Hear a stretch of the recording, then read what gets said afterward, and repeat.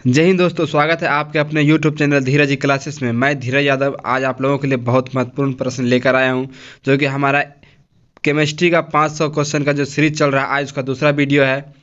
जिन लोगों ने इससे पहले का वीडियो नहीं देखा है तो हमारे प्लेलिस्ट में जाकर वहाँ का वीडियो देख ले। इससे पहले 1000 क्वेश्चन का जो जीके और जीएस का मिक्स क्वेश्चन था, उसका भी प्लेलिस्ट बना हुआ है, आप लोग वहाँ से जाकर देख लें।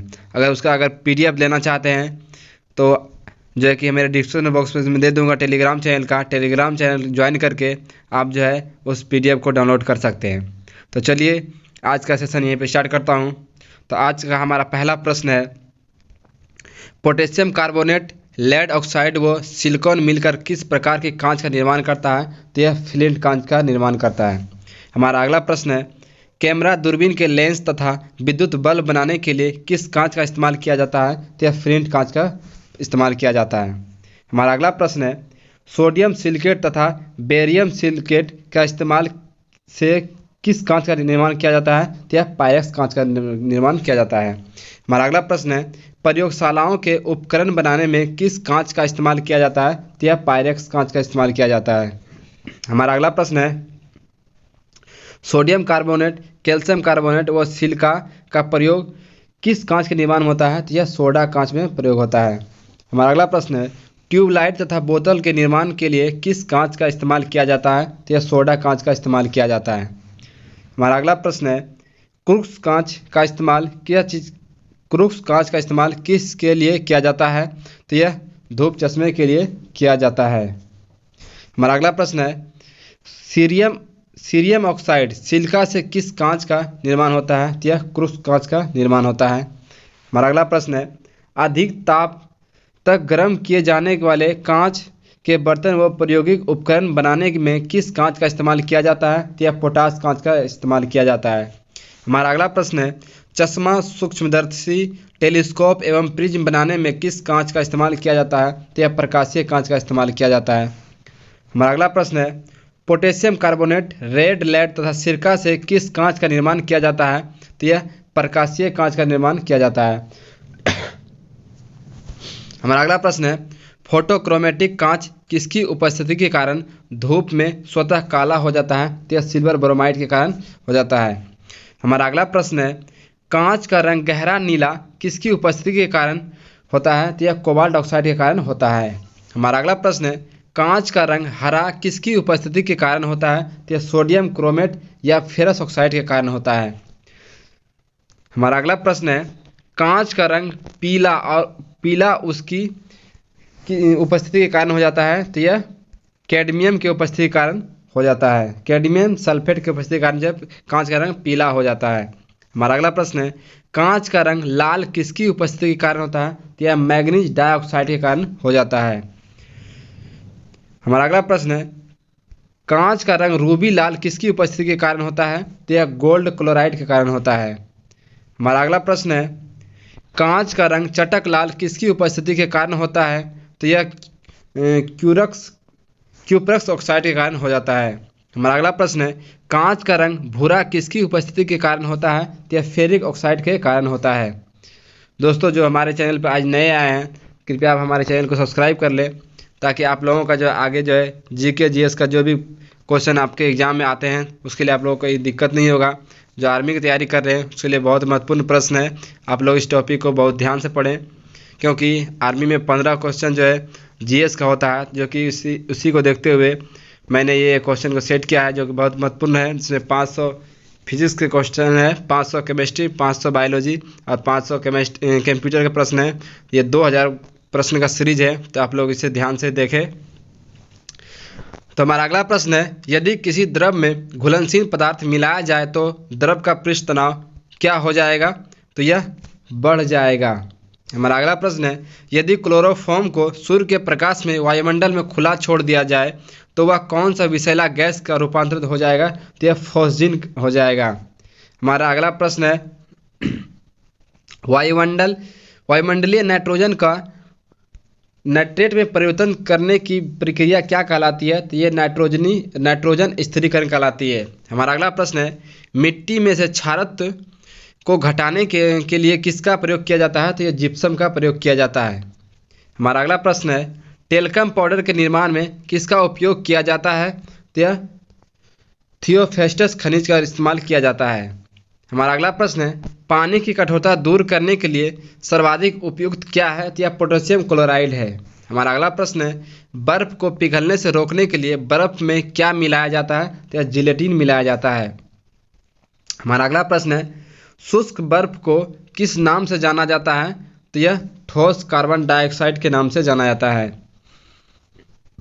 हमारा अगला प्रश्न है, प्रयोगशालाओं में अभिकर्मक के रूप में किस कार्बनिक यौगिक का इस्तेमाल किया जाता है? तो यह पिक्रिक एसिड का इस्तेमाल किया जाता है। हमारा अगला प्रश्न है, कौन एक क्रिस्टलीय एरोमेटिक यौगिक है जो शर्करा की अपेक्षा 550 गुना अधिक मीठा होता है? तो यह सैकेरिन है। हमारा अगला प्रश्न है, सैकेरिन का निर्माण किससे होता है? तो यह टोलुइन से होता है। हमारा अगला प्रश्न है, क्या एक प्रकार का दूध होता है जिसमें वसा की मात्रा बढ़ जाती है तथा पानी की मात्रा कम हो जाती है? तो यह क्रीम में। हमारा अगला प्रश्न है, 1 किलोग्राम शहद से लगभग कितना कैलोरी ऊर्जा प्राप्त होता है? तो यह 3500 कैलोरी ऊर्जा प्राप्त होता है। दोस्तों, यह प्रश्न मैंने लुसेंट बुक से लिया हूँ, जो कि बहुत ही महत्वपूर्ण प्रश्न है, इसलिए आप लोग इसे ध्यान से देखेंगे। हमारा अगला प्रश्न है, किस गैस को हंसाने वाली गैस कहते हैं? तो यह नाइट्रस ऑक्साइड को कहते हैं। हमारा अगला प्रश्न है, नाइट्रस ऑक्साइड की खोज किसने किया था? तो यह प्रिस्टले ने किया था। हमारा अगला प्रश्न है, हड्डियों में फास्फोरस की मात्रा कितनी प्रतिशत होती है? तो यह 8% होती है। हमारा अगला प्रश्न है, कौन सी गैस फूलों के रंग को उड़ा देती है? तो यह क्लोरीन गैस होती है।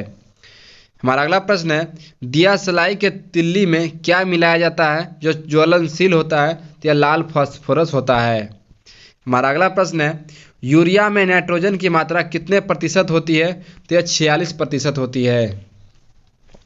अगला प्रश्न है, किस गैस का उपयोग समुद्री यात्रा में होम सिग्नल देने में काम आता है? तो यह फॉस्फिन गैस का प्रयोग किया जाता है।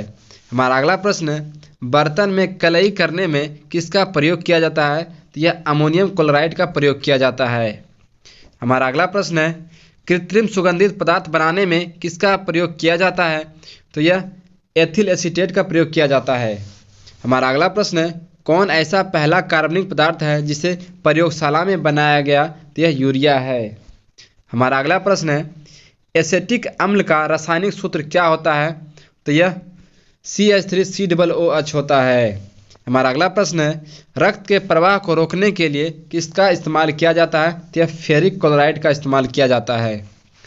हमारा अगला प्रश्न है, सोलर सेल में क्या प्रयुक्त होता है? तो यह सीजियम प्रयुक्त होता है। हमारा अगला प्रश्न है, पीले फास्फोरस को कहाँ रखा जाता है? तो यह जल में रखा जाता है। हमारा अगला प्रश्न है, समुद्री घास में क्या पाया जाता है? तो यह आयोडीन पाया जाता है। हमारा अगला प्रश्न है, खाना बनाते समय सर्वाधिक मात्रा में क्या चीज़ नष्ट होता है? तो यह विटामिन नष्ट होता है। हमारा अगला प्रश्न है, रजत दर्पण में किसका प्रयोग किया जाता है? तो यह ग्लूकोज का प्रयोग किया जाता है। हमारा अगला प्रश्न है, दूध से क्रीम को अलग कर दिया जाए तो दूध का घनत्व क्या हो जाएगा? तो यह बढ़ जाएगा। हमारा अगला प्रश्न है, अस्पतालों में कृत्रिम सांस के लिए प्रयुक्त सिलेंडर में किसका मिश्रण होता है? तो यह ऑक्सीजन एवं हीलियम का मिश्रण होता है।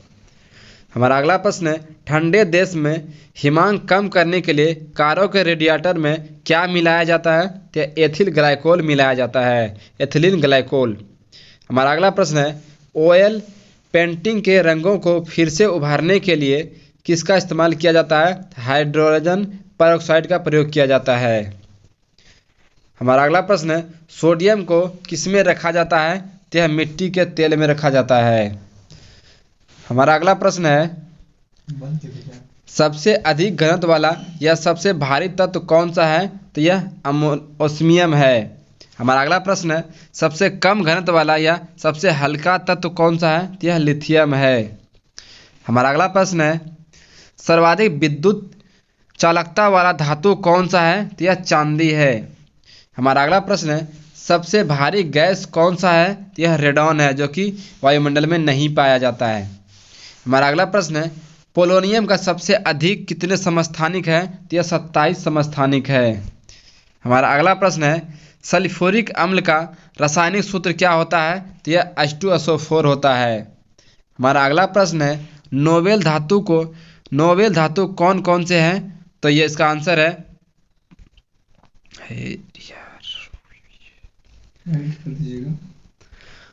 नोबेल धातु कौन कौन से हैं? तो यह silver, gold, platinum, iridium, palladium, rhodium एवं रेंथेनम एवं ओस्मियम।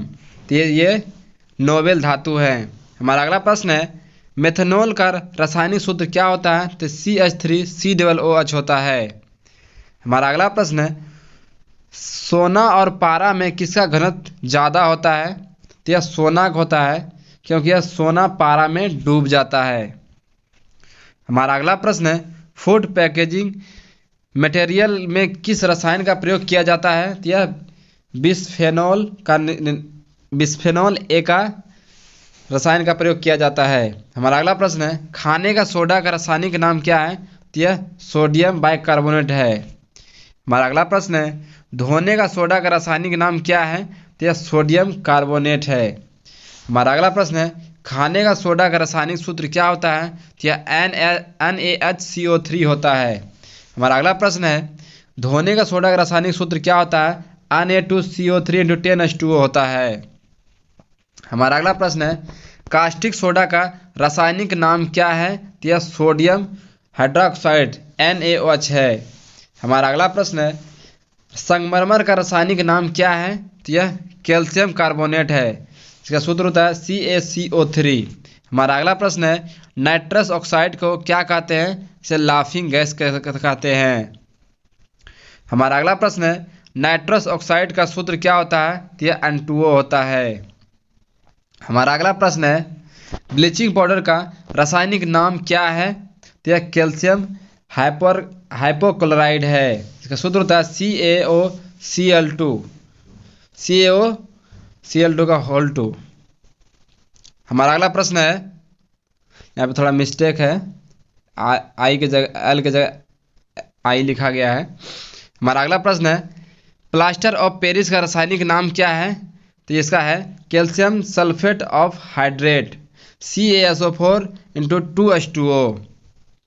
हमारा अगला प्रश्न है कैल्शियम सल्फेट को क्या कहा जाता है? तो उसे जिप्सम कहा जाता है। हमारा अगला प्रश्न है जिप्सम का रासायनिक सूत्र क्या होता है?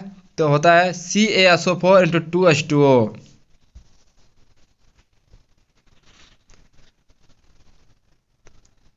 सॉरी यहाँ पर जो मिसप्रिंट है दोस्तों प्लास्टर ऑफ पेरिस का रासायनिक सूत्र होता है CaSO4 × 12H2O। यहाँ पर 2H2O लिखा गया है तो इसे आप लोग ध्यान में रखेंगे। हमारा अगला प्रश्न है शुष्क बर्फ का रासायनिक सूत्र क्या होता है? तो यह CO2 होता है जिसे ठोस कार्बन डाइऑक्साइड कहते हैं।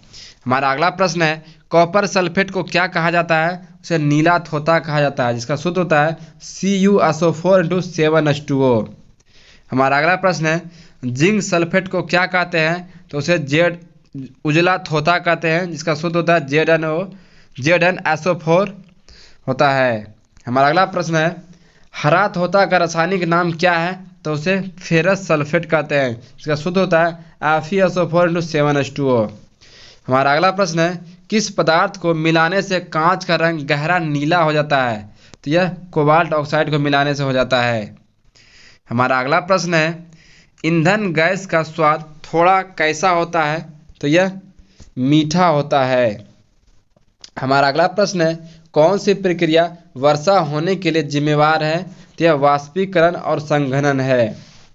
दोस्तों जो भी हमारे चैनल पर आज नए आए हैं कृपया आप हमारे चैनल को सब्सक्राइब कर लें और बेल आइकन दबा लें ताकि हमारा नोटिफिकेशन आपके पास सबसे पहले पहुंचे और ज़्यादा से ज़्यादा लोगों तक शेयर करें कमेंट करें। और इससे पहले का वीडियो आप लोगों ने नहीं देखा है तो हमारे प्लेलिस्ट में जाकर 1000 प्रश्न का जो वीडियो है वो उसे आप लोग देख लें ताकि आप लोग एग्ज़ाम में बहुत ही फ़ायदेमंद होगा। इसलिए हमारा अगला प्रश्न है संगमरमर किस का एक कायांतरित चट्टान है? तो यह चूने का पत्थर का एक कायांतरित चट्टान है। हमारा अगला प्रश्न है, सोडियम नाइट्रेट को क्या कहा जाता है? तो उसे चिली साल्ट पीटर कहते हैं। हमारा अगला प्रश्न है, प्राकृतिक रबर किसका बहुलक होता है? तो यह आइसोप्रीन का बहुलक होता है। हमारा अगला प्रश्न है, प्राकृतिक किरणों के गुणों में सुधार लाने के लिए इसे किसके साथ गर्म किया जाता है? तो यह सल्फर यौगिक के साथ गर्म किया जाता है। हमारा अगला प्रश्न है, ऑक्सीजन की उपस्थिति में कोयले को पूर्ण ज्वलन से कौन सी गैस निकाली जाती है? तो यह कार्बन डाइऑक्साइड निकलती है। हमारा अगला प्रश्न है, ऑक्सीजन की उपस्थिति में कोयले की अपूर्ण ज्वलन से कौन सी गैस निकलती है? तो यह कार्बन मोनोऑक्साइड निकलती है। हमारा अगला प्रश्न है, सांप के डंक में कौन सा विषैला पदार्थ पाया जाता है? तो यह जूटॉक्सिन पाया जाता है, जूटॉक्सिन। हमारा अगला प्रश्न है, भारी जल का रासायनिक सूत्र क्या होता है? तो यह D2O होता है। हमारा अगला प्रश्न है, भारी जल के रासायनिक नाम क्या है? तो यह ड्यूटेरियम ऑक्साइड है। हमारा अगला प्रश्न है, ग्रीन हाउस का प्रभाव क्या है? तो यह पृथ्वी के वायुमंडल के कारण इसकी सतह का गर्म होना। हमारा अगला प्रश्न है, क्या एक ध्रुवीय सहसंयोजी बंध है? तो यह PCl सहसंयोजी जो है बंध है।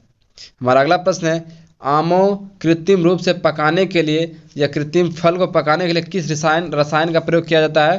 तो यह कैल्शियम कार्बाइड का प्रयोग किया जाता है। हमारा अगला प्रश्न है, कार्बन डाइऑक्साइड, जल वाष्प तथा नाइट्रस ऑक्साइड यह कौन सी गैस है? तो यह ग्रीन हाउस गैस है। हमारा अगला प्रश्न है, ऑक्सीजन की खोज किसने किया था? तो यह कार्ल सीले और प्रिस्टले नामक वैज्ञानिक ने किया था। हमारा अगला प्रश्न है, किसी परमाणु के उच्चतम ऊर्जा स्तर में स्थित इलेक्ट्रॉनों को क्या कहा जाता है? तो यह सहसंयोजकता इलेक्ट्रॉन्स कहा जाता है। और हमारे सेशन का आज का सेकेंड एंड लास्ट प्रश्न है, किसे संश्लेषित रबर कहते हैं? तो नियोप्रीन को संश्लेषित रबर कहते हैं। हमारे सेशन का आज का अंतिम प्रश्न है, जो कि काली चूना को क्या कहते हैं? तो इसे कैल्शियम ऑक्साइड कहते हैं, जिसका सूत्र होता है CaO। तो दोस्तों, जो भी हमारे चैनल पर नए आए हैं तो कृपया हमारे चैनल को सब्सक्राइब कर लें, ज़्यादा लोगों तक शेयर करें और कमेंट करें। इसलिए जय हिंद, जय भारत, वंदे मातरम।